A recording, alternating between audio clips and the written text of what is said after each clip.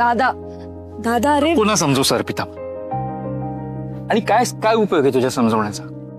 प्रत्येक वेळेस मी फेल होणार, तू मला समजवणार, मी फेल होणार, तू मला समजवणार, हेच. दादा होप्सच महत्वाच्या आहेत ना रे. आणि मी तुला काय सांगितलेलं, ही परीक्षा क्वचित कोणीतरी 1-2 अटेम्प्ट मध्ये पास करते, एवढं सोपं नाहीये रे ते. असं खचून जाऊ नकोस यार, अजून एक अटेम्प्ट बाकी आहे ना तुझा. आहे, पण आत्ताच्या अटेम्प्ट मध्ये क्लिअर झालो असतं तर काही बिघडलं नसतं का? आणि प्रत्येक वेळेस माझ्या फेल्युअरचं खापर तुझ्या डोक्यावर फोडलं जातं नेहमीप्रमाणे. ए तू ते सगळं जाऊ दे, तुला तसं नाही वाटत ना? नाही वाटत ना दादा? दादा इतकं सोपं नसतं अर्पिता.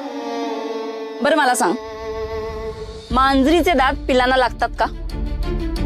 अरे आपलीच माणसं आहेत ती, आपापल्या इन्सिक्युरिटीज मधून बोलतात, पण आपण फार विचार नाही केला ना मग नाही लागत मनाला. So relax. आणि अरे तू कोणाच्या म्हणण्याचा वाईट वाटून घेतोयस? आपल्या आईच्या. वेडा आहेस का तू? अरे तुम डटे रहो. आपलं काय, एक बार ठान लिया तो ठान लिया, फिर रुकने का नहीं. काय? येस, तू बघच पुढच्या अटेम्प्ट मध्ये पास होतो की नाही. अरे तुला एक गुड न्यूज द्यायची होती. काय? मला ना एक मोठं काम मिळालंय, एकदम सॉलिड. कोणतं? तुला ते माहिती आहे, विराज ग्रुप ऑफ हॉटेल्स. आणि ते फेमस आहेत ना? हो रे, खूप फेमस आहेत ते. त्यांच्या स्टाफसाठी जेवणाच्या डब्यांची ऑर्डर मिळाली आहे, ते पण 10 डब्यांची. खूप चांगले पैसे देतात आणि लगेच भेटायला बोलवलंय. कॉंग्रॅच्युलेशन्स. कॉंग्रॅच्युलेशन्स. थँक्यू. अगं पण म्हणजे आता डब्यांची संख्या वाढणार तर तुझ्या कामाचा व्याप पण वाढेल ना? हो. हो काय? ती कल्याणी घरात असून उपयोग नाही तिचा. ए अरे सिरियसली, मी तुला अजिबात नाहीये.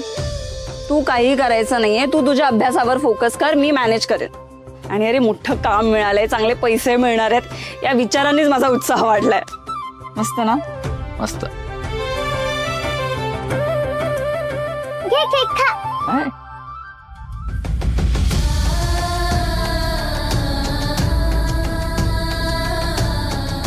खा. वाढदिवस आहे ना तुझा, खा. आई लागतोय ना गोड? हा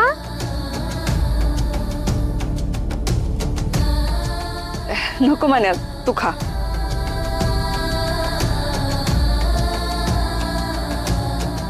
आजी तुझ्यावर रागवली म्हणून तू रडतेस ना आत्तू? मला निकी आत्तूने सगळं सांगितलं.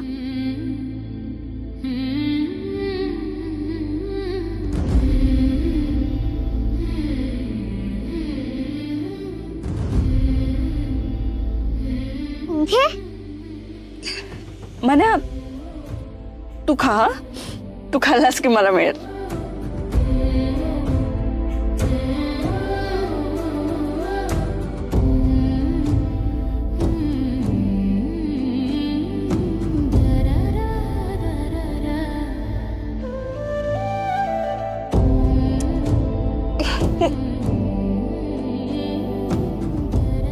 झालं, मिळाला तुला केक.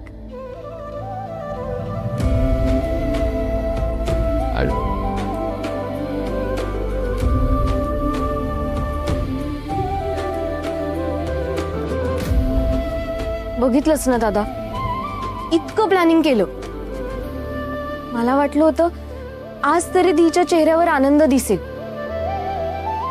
पण आजही तिच्या डोळ्यात पाणीच आलं. आता ना तिच्या आयुष्यात कोणीतरी तिचे डोळे पुसणारा हक्काचा माणूस तिला भेटावा. सफेद घोड़े पे सवार एक राजकुमार आएगा और उसे खुशियों की दुनिया में ले जाएगा. फेरी टेल सारखा. हो, कारण आपली अर्पिता दी राजकुमारी आहे ना, म्हणजे प्रिन्सेस. येस. आणि तिचा प्रिन्स तिला लवकरच भेटणार. तू अनोळखी तरी सोबती.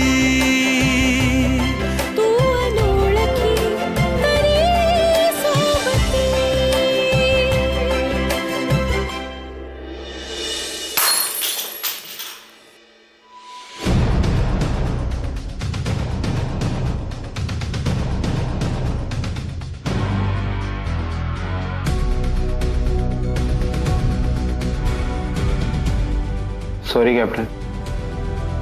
तुला लागलं नाही? नाही. उठू, ते सगळं हाऊसकीपिंग वाले बघतील. हाऊसकीपिंग जरा साफ कर.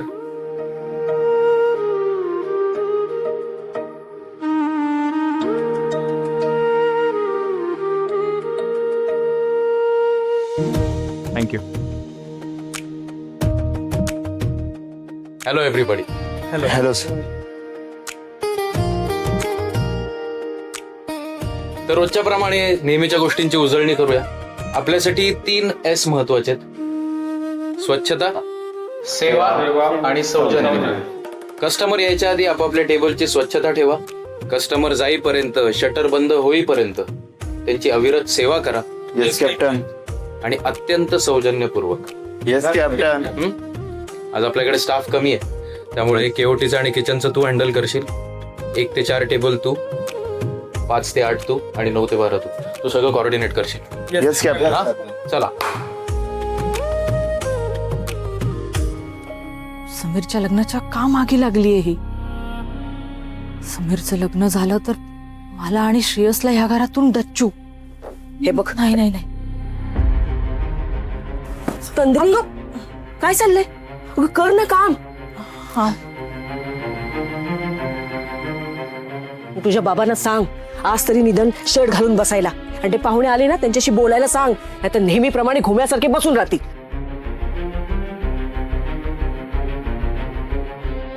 समीरच्या लग्नाचा अर्थ माझं या घरातलं स्थान धोक्यात. त्याची बायको येणार, या घरावर हुकूमत चालवणार. शेवटी ती पैसा घेऊन येणार, त्यामुळे आई पण तिचीच बाजू घेणार. म्हणजे या घरातली माझी सत्ता पण जाणार, अधिकार पण जाणार आणि खोली पण जाणार. सापडला बॉल.